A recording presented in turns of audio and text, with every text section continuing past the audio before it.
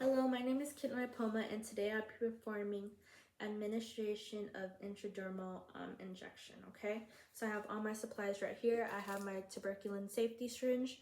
I'll be with this type of injection, the intradermal injection.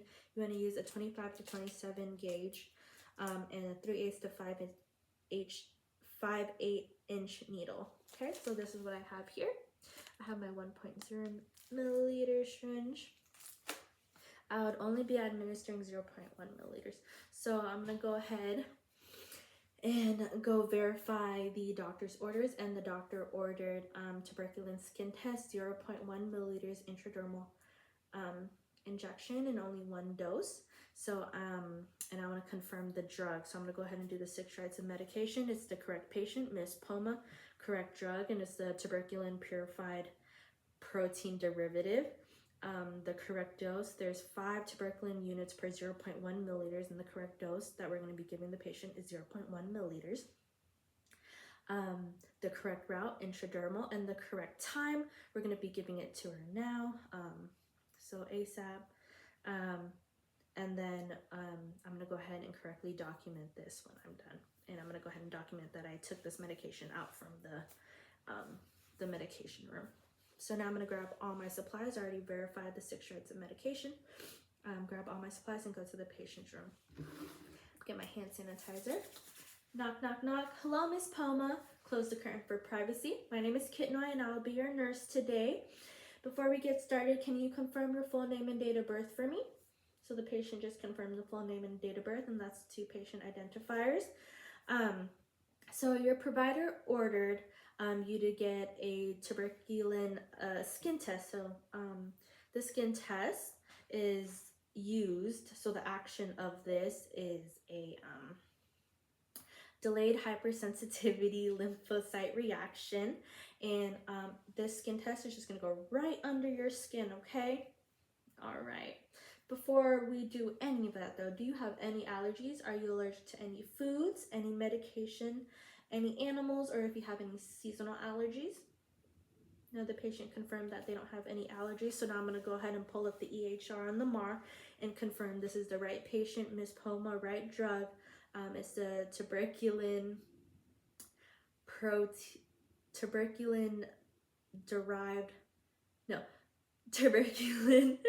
purified protein derivative, and it's the 5 tuberculin units per 0.1 milliliters.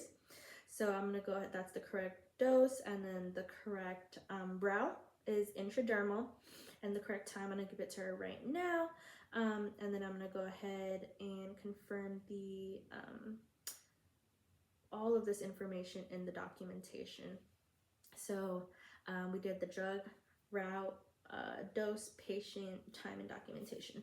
Okay, Ms. Poma, so now I'm going to go into the effects of that. So like I said, it's a delayed hypersensitivity lymphocyte reaction, okay? And some of the side effects you might feel are some itchiness or bleeding at the site. Some adverse effects that you might encounter are shortness of breath, fever, or if you start having a rash anywhere on your arms or anywhere on your body. Okay, if you have any of those adverse effects or side effects, please let us know so I can let the healthcare provider know. Okay, does that sound good? Okay, do you have any questions for me? Okay, I do want to let you know that when we inject this solution, you may feel some slight tingliness or burning at the site of injection, okay? And that's our common side effects as well. Okay. So now I'm gonna go ahead and do my hand sanitizer again. I'm gonna get my gloves on.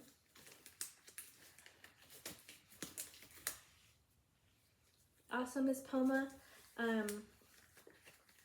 after I inject this medication, you do have to come get it assessed in 72 hours, okay? Because we need to look at the little bubble. So I'm going to move this away now and get my alcohol swab.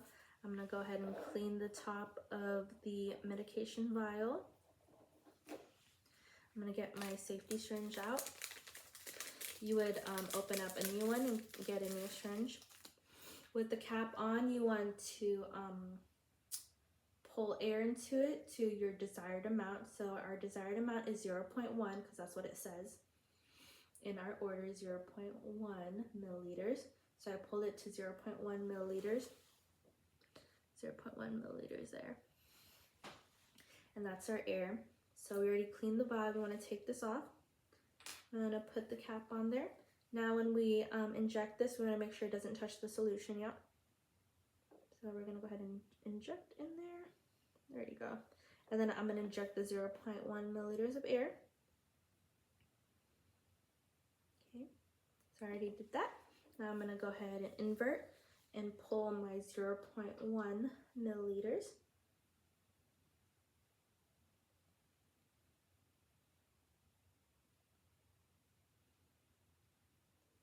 There you go. I'm going to pull this, put that aside because I'm all done with that. And now I'm going to go ahead and tap here to remove the air bubbles.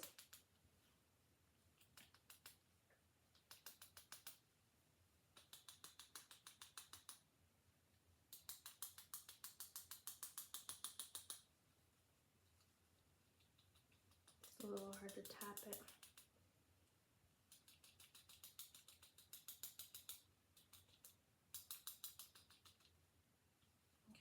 Can I confirm there's no air bubbles in this guy? And I have 0.1 milliliters of the solution. I'm going to go ahead and recap it using the swoop method.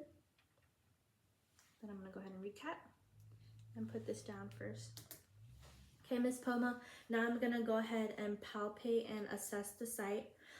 When we're injecting a intradermal injection, you want to make sure that you either use the upper back over here, or you're going to use either or of their forearms, okay? When we use their forearms, we're going to make sure we have 3 to 4 fingers away from the anti-cupidable space. So right here, 3 to 4 fingers would be about there, and then 1 hand away from the wrist, so here.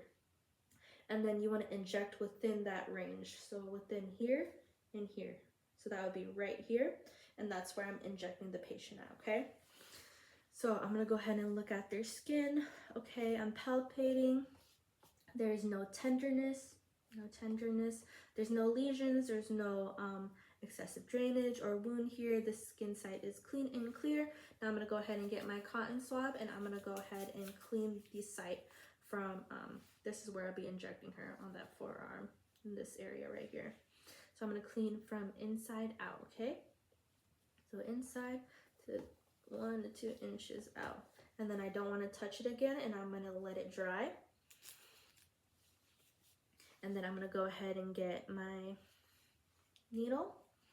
When we inject this, we want to make sure that the bevel is up, and we inject 5 to 15 degrees right under the skin. And then from there, we're going to insert a little bit. When we feel resistance, we're going to go ahead and push the needle in further, just a little bit more, okay? So now I'm going to take this off, place that down. I have my bevel facing up. I'm going to go ahead and use these. This is my dominant hand. I'm going to use my non-dominant hand to hold back the skin right here. So now my skin is all dry. I'm going to go ahead and place the needle right 5 to 15 degrees under the skin. So I feel some resistance. I'm going to go ahead and push in again. And then I'm going to insert. There you go. And then I see a 6 mm to 10 mm bubble, little bulb there. So now I'm going to take out the needle. And I'm just going to go ahead and get a cotton swab so I can pull it out. So take out I'm going to put this in the sharps container. And I have a cotton swab here just to gently place it on there. I'm not putting any pressure. I'm not rubbing or anything. It's just to wipe off anything and clean that area. So I put my needle in the sharps container. I'm throwing all my supplies away. I'm going to go ahead and take off my gloves. Do my hand sanitizer. Okay, Miss Poma, I already went ahead and put away all my supplies and threw away the needle. I've injected the solution. You have a 6 mm to 10 mm little bubble right there. As you can see, you do have to come in after 72 hours to get the readings done, okay?